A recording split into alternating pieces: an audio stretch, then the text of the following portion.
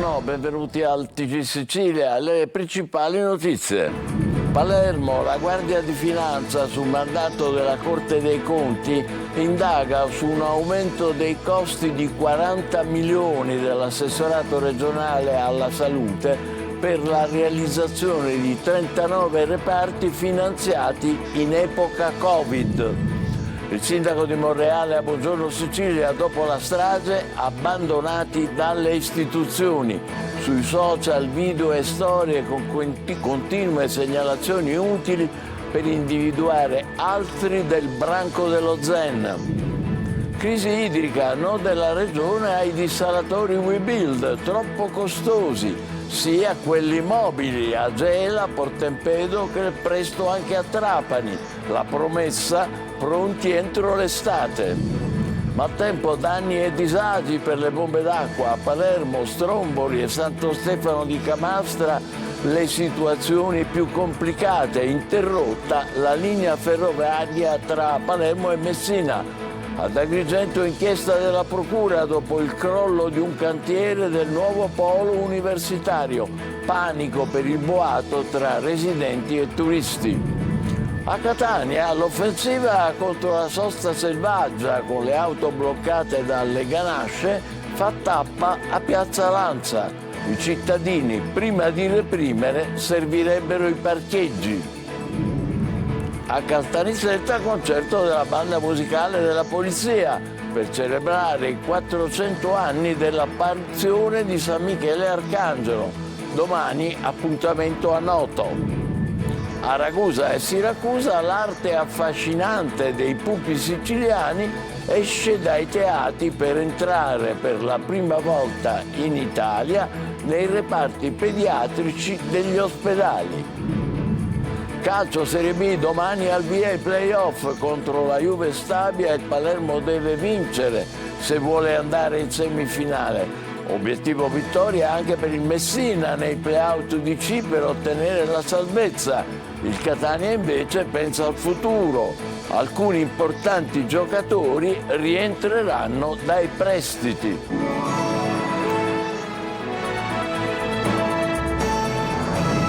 Bentrovati, la Corte dei Conti indaga su un presunto buco da 40 milioni e sui ritardi nella realizzazione dei reparti Covid in Sicilia. Su mandato della Procura della Corte, la Guardia di Finanza ha chiesto di acquisire relazioni e documenti. Manlio Viola. Un buco da 40 milioni di euro starebbe emergendo nella rendicontazione della spesa per la realizzazione dei reparti Covid in Sicilia. Su 309 milioni di euro per realizzare 39 reparti, il 10% della spesa sarebbe anomala, mentre la realizzazione delle strutture in estremo ritardo. Per questo la Guardia di Finanza, su mandato della Corte dei Conti, ha chiesto all'assessorato regionale alla salute, con una lettera dello scorso 9 maggio, la trasmissione anche alle fiamme gialle della relazione sullo stato dell'arte e sull'uso di questi fondi, chiesta dall'assessore Daniela Faraoni appena insediatasi. Con un'altra lettera di 3 giorni fa, del 13 maggio, la Finanza chiede anche copia delle carte relative agli appalti, allo stato dell'arte della realizzazione e relative ai pagamenti nei confronti dei componenti dell'ex struttura commissariale. Secondo le ipotesi investigative si configurerebbe un danno erariale nella liquidazione dei compensi al commissario straordinario e ai suoi collaboratori per complessivi 400.000 euro circa. Gli incarichi infatti sarebbero stati assegnati a titolo gratuito. Il piano originale della Regione prevedeva la realizzazione di 253 posti di terapia intensiva in aggiunta ai 418 esistenti, per un totale di 671, e di 318 posti di terapia subintensiva. Ma c'è una differenza fra questi numeri e quelli risultanti al Ministero, che avrebbe finanziato invece un fabbisogno aggiuntivo di 301 posti letto di terapia intensiva fino a raggiungere il numero massimo di 719 e di 350 di terapia subintensiva. Questa differenza creerebbe il buco di 40 milioni e sarebbe anche alla base della polemica dei mesi scorsi fra la Regione e la Corte dei Conti, proprio sulla realizzazione finale relativa a queste opere. Abbandonati dalle istituzioni. A Buongiorno Sicilia la protesta del sindaco di Monreale. Intanto le indagini sui complici del branco vengono affiancate da sempre nuovi messaggi postati sui social. Marco Gullà.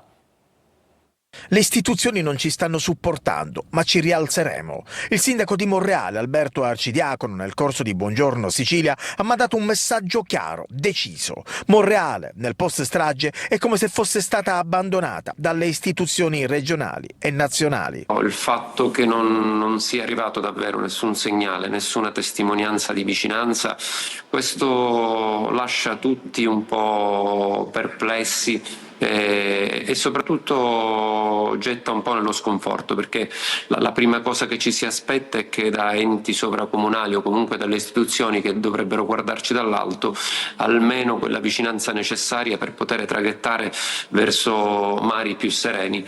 Penso che sia doveroso. Intanto proseguono le indagini degli investigatori per risalire agli altri membri del branco dello Zen, un'indagine che si sta strutturando soprattutto grazie a tanti indizi social, dalla foto alle testimonianze e poi i social network che diventano teatri di battaglia tra Monreale e Zen. Nascono pagine Facebook, una su tutte, Monreale Trash, che vediamo, vengono pubblicati video, reel e storie, segnalazioni decisamente utili per le indagini, come quelle fatte dalla fidanzata di una delle vittime. Passano i giorni ma la tensione sale, non diminuisce. C'è anche chi difende i 3 arrestati dello Zen e probabilmente protegge anche gli altri sospettati. Bayesian, nuovamente sospese per il maltempo le operazioni di recupero del veliero affondato a Porticello che dovevano riprendere stamattina. Intanto si fanno largo 2 ipotesi contrastanti sulle cause del naufragio. Gli inglesi parlano di vulnerabilità al vento. La Procura di Termini punta invece sull'errore umano. Eva Spampinato. Non c'è pace per il recupero del Bayesian. Questa mattina i sommozzatori erano tornati ad immergersi per tagliare quel bomo agganciato alle rocce a 50 metri di profondità dove giace il relitto del Bayesian. Avevano ricominciato da dove si erano fermati, da quel drammatico taglio del Moma che è costato la vita ad un sub olandese di 39 anni. Ma le complesse operazioni di recupero sono state nuovamente sospese per il maltempo, mentre vanno avanti le 2 inchieste parallele sul naufragio che offrono versioni contrastanti sull'accaduto. Secondo il rapporto preliminare dell'ente inglese MIB, la causa principale del naufragio, dove morirono 7 persone, tra cui il magnate Mike Lynch e sua figlia, sarebbe stata una raffica di vento estremo superiore a 130 km/h che ha fatto inclinare il veliero di 90 gradi in meno di 15 secondi.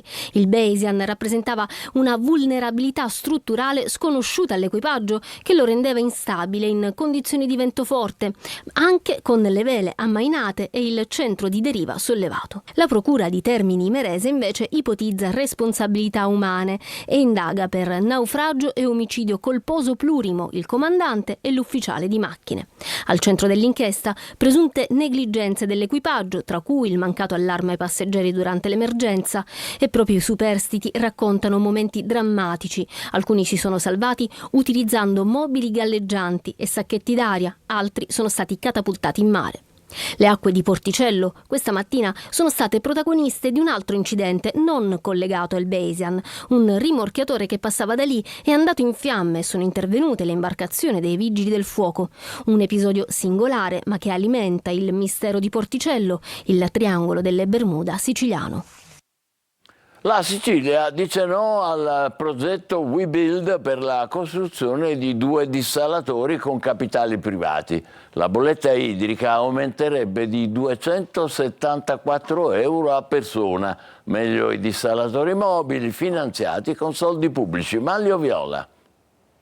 La regione siciliana dice no a WeBuild, il progetto per la realizzazione di 2 dissalatori nell'area metropolitana di Palermo con investimenti privati, secondo i conti della Sicilia, avrebbe un impatto devastante sui costi della bolletta idrica finale. Si parla di circa 274 euro in più ogni anno sulla bolletta di ogni cittadino. Per questo la Sicilia boccia la proposta. Il progetto di realizzazione di 2 dissalatori nell'area metropolitana di Palermo deve servire popolazione per 839 9.000 abitanti, per i quali la portata di produzione d'acqua deve essere fra i 600 e i 1.000 litri al secondo.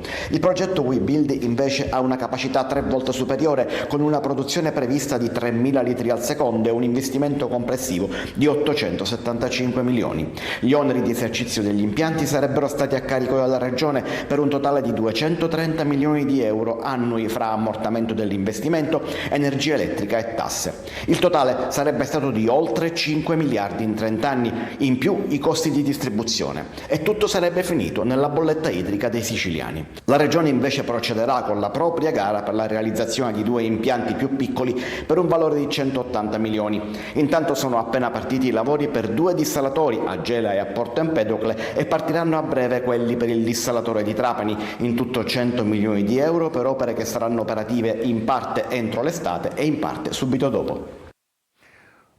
Il maltempo adesso, bombe d'acqua che hanno creato in pochi minuti danni e disagi, soprattutto nella zona nord-occidentale dell'isola. A Palermo, Stromboli e Santo Stefano di Camastra le situazioni più complicate, interrotta la linea ferroviaria tra Palermo e Messina. Francesco Triolo.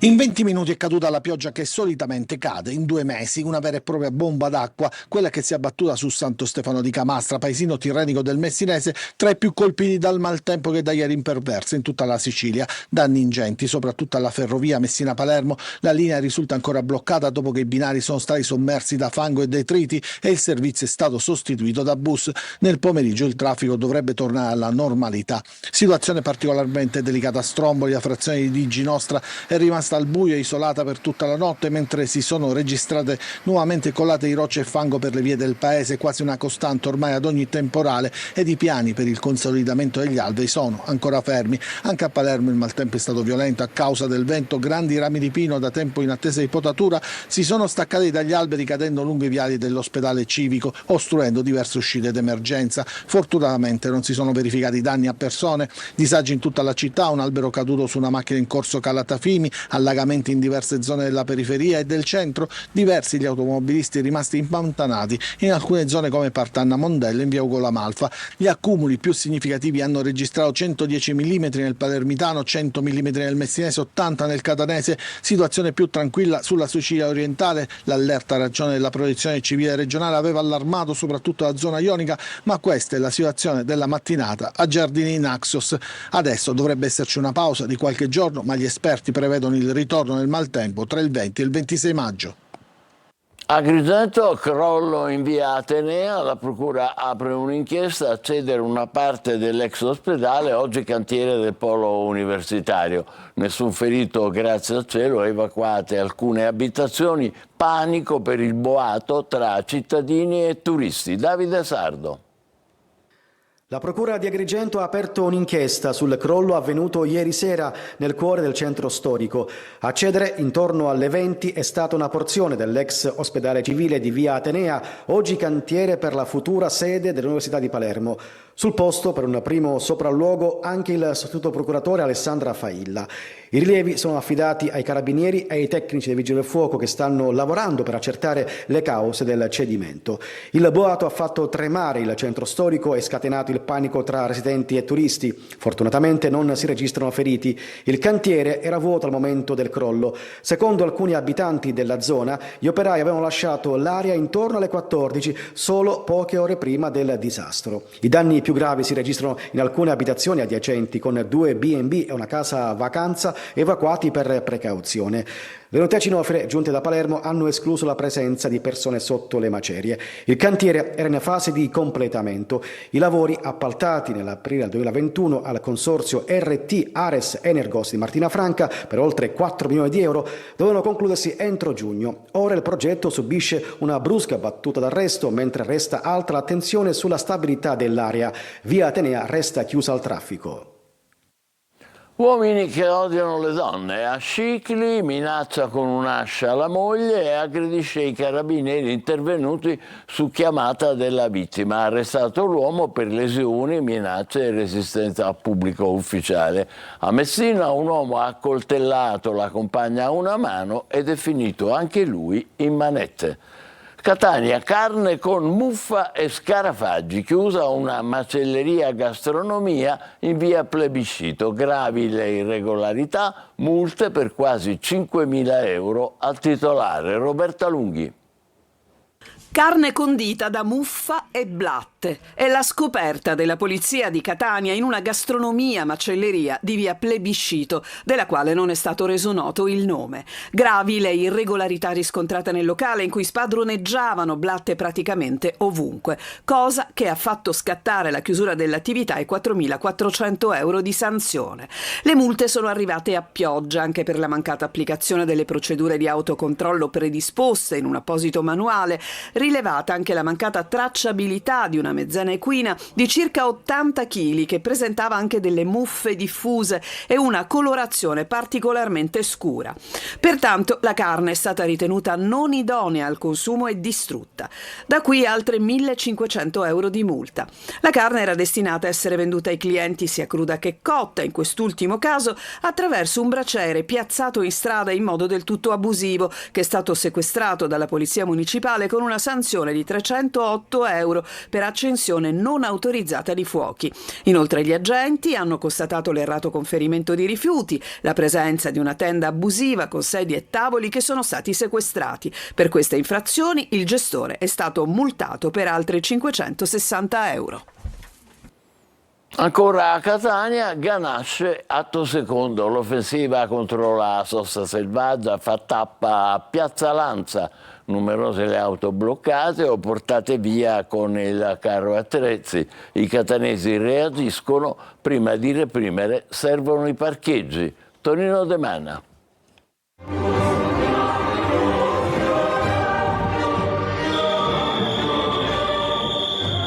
Minchia, i vigili. Papà, ma che cosa sono i vigili?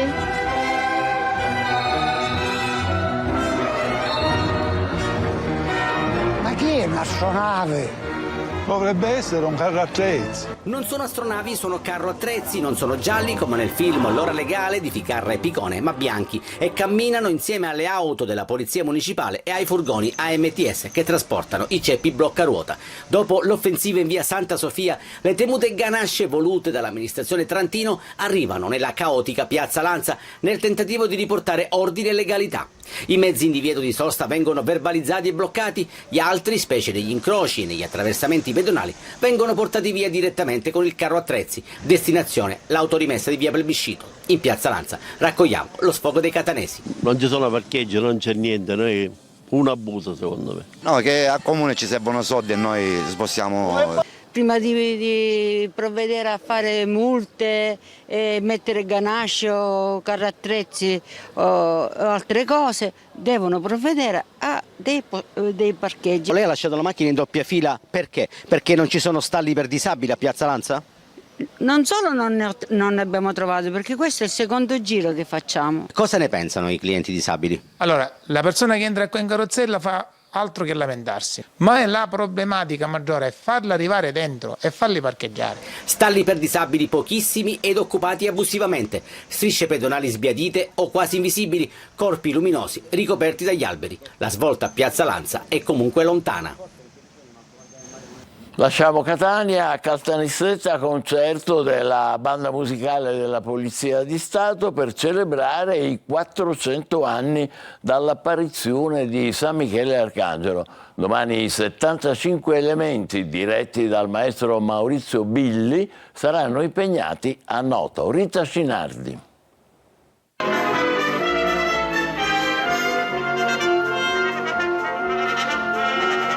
Dal tributo ad Ennio Morricone all'Aida di Giuseppe Verdi, passando per Un americano a Parigi di George Gershwin, alle note della banda musicale della Polizia di Stato per festeggiare i 400 anni dall'anniversario dell'apparizione di San Michele Arcangelo, patrono di Caltanissetta ma anche della Polizia, ieri sera hanno incantato il pubblico presente al Teatro Rosso di San Secondo. Sul palco per la manifestazione, che rientra negli eventi organizzati dal Comune per celebrare la ricorrenza, 75 dei 105 elementi della banda della Polizia di Stato, diretta magistralmente dal maestro Maurizio Billi, e alcuni brani eseguiti dal soprano Liliana Iera. Per la città di Caltanissetta è stato un vero e proprio evento, visto che l'ultima volta la banda musicale della Polizia di Stato si era esibita in città il 24 dicembre del 2001. Devo dire un momento veramente celebrativo, molto bello, perché la banda musicale della Polizia di Stato non veniva a Caltanissetta, proprio in questa città, da più di 20 anni. È stata veramente corale questa decisione. Nel corso dell'evento, la banda della Polizia di Stato ha sfoggiato la nuova uniforme voluta dal capo della Polizia, Vittorio Pisani. Domani sera i 75 elementi della banda saranno impegnati a Noto in occasione dell'Infiorata, quest'anno dedicata alla pace che si fa arte. L'arte dei pupi siciliani in corsia con gli spettacoli della compagnia di Vaccaro Mauceri. Spettacoli nelle pediatrie degli ospedali a Ragusa e Siracusa per rallegrare i piccoli degenti. Veronica Barbarino. Noi paladini siamo sempre stati considerati gli eroi. La storica arte dei pupi siciliani esce dai teatri per entrare per la prima volta in Italia nei reparti pediatrici degli ospedali ragusani e siracusani. Dei pupi sei la star, con le tue magie fai danzare l'uomo.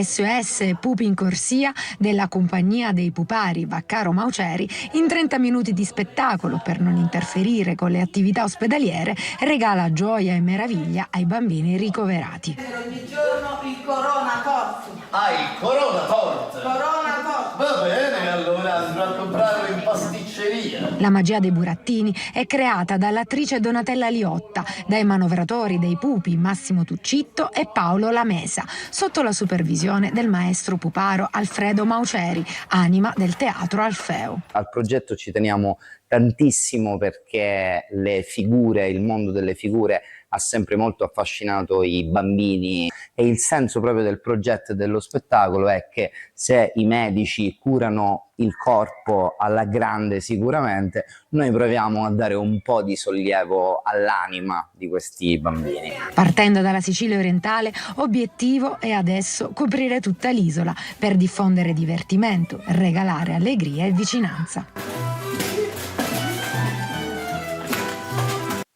Complimenti a questi pupari straordinari. Pausa, tra poco il calcio con la vigilia dei playoff del Palermo, domani in campo contro la Juve Stabia, e i progetti per la prossima stagione del Catania. State con noi, vi aspettiamo.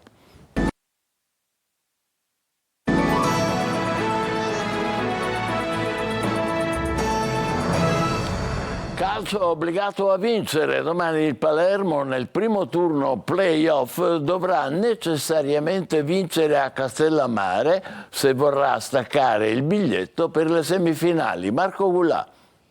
Una vigilia surreale. Domani il Palermo giocherà il primo turno play-off a Castellammare contro la Juve Stabia. La formazione rosanero ha un solo risultato da centrare se vorrà passare il turno e andare in semifinale, ovvero la vittoria. Eppure in casa Palermo tiene banco lo sciopero del tifo degli Ultras, conseguenziale comunque alla conferma da parte del Citigroup dell'amministratore delegato Giovanni Gardini. Tuoni e fulmini. Per la curva nord la stagione è già finita, scrivono in una nota. Questa invece la replica del tecnico Dionisi. Per noi non è finito, non è assolutamente finito, ce lo ripetono noi, i nostri dirigenti, c'è scritto in palestra, non è finita finché non è finita e mai come oggi non è finita, quindi ci dobbiamo credere. Sapevo del comunicato e mi dispiace, però ho già parlato più volte di questo, avete capito qual è il mio pensiero e mi dispiace, punto. Dionisi sceglie i titolarissimi. Contro la Juve Stabia dovrebbe tornare in campo la stessa formazione che ha battuto il Frosinone, con l'unica novità di Ceccaroni al posto dello squalificato Nicolau. Non ci sarà Magnani, ancora alle prese con l'infortunio alla gamba sinistra. Dopo essere stato impiegato a centrocampo contro la Carrarese, Segre tornerà nel suo ruolo abituale di trequartista sul centro-destra. Confermati Brunori sulla tre quarti di sinistra e poi Ampalo al centro dell'attacco. Juve Stabia con Adorante e Candellone. Domani fischio d'inizio alle 19:30.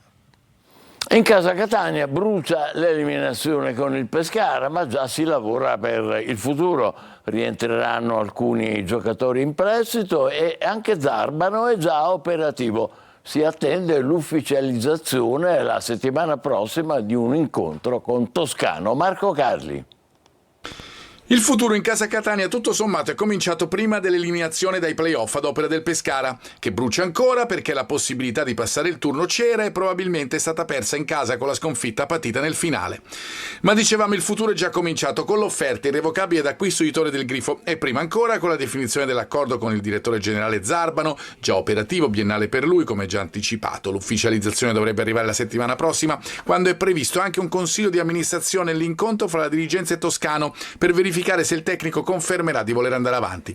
L'obiettivo vuole essere partire contando su un'ossatura che va sicuramente migliorata, magari con 2 innessi in difesa, 2 a centrocampo e 1 in attacco. Uno anche perché Cianci rientra dal prestito alla Ternana e resterà, mentre Cicerelli tornerebbe in caso di mancata promozione della squadra rossoverde. Discorso Castellini: non sono maturate le condizioni per l'obbligo di riscatto del Pisa. Ovviamente andranno sondate le volontà del calciatore, che viene considerato una risorsa, come ovvio che sia, dal Catania. Poi, qualora Torre del Grifo venga aggiudicato al club, sarà da verificare quando cominceranno gli allenamenti, ma l'importante, al di là della data, sarà l'aver acquisito il centro sportivo, così come tramite offerta distinta si riprenderà il logo del Catania 1946. Il futuro che si lega al passato, mentre la stagione del terzo anno incita al gatto pelligra, anche se deve arrivare, è già cominciata. Alcune basi sono state già messe, ma bisogna continuare. Il futuro è adesso, in tutti i sensi. Invece per il Messina, a Foggia sabato, nel ritorno dei play-out, i giallorossi dopo lo 0-0 dell'andata devono vincere se vogliono evitare la retrocessione.